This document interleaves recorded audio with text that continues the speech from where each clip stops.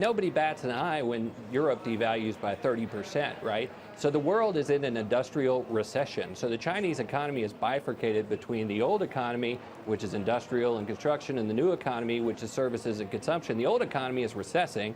The new economy is growing at double digits rates. That's how you get to your 5 or 6%. So the transition, I think they've actually been very successful from a policy implementation standpoint, but it's going to be ugly. And they're moving from, a command and control economy to a market-based economy. And every once in a while, the sheep are going to overrun the herder.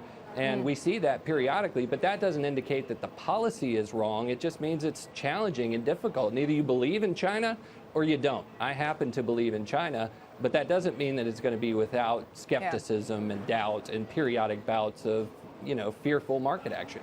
Well, David, maybe it's the markets fearing the implications of even if it's a correct policy. In other words, growth is scarce in the world. China is making its bid to have a greater share of it by getting its currency down, as you say, as other parts of the world have done against the dollar already. But is it just more of a legitimate concern here that we're just concerned about where the companies and the other economies are going to be able to find some growth?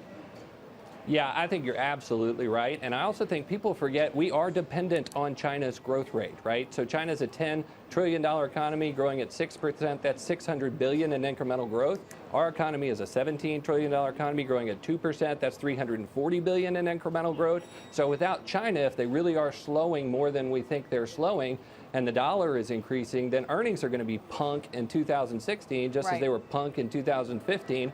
The Fed has become oppositional, and they're in control of the market multiple. So all of that is reason to sit back and just wait and see.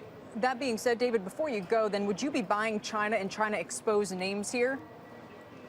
I think that's a great question. The Chinese A-share market's crazy, but the H-share market's trading at 11 times earnings and hasn't moved since 2009.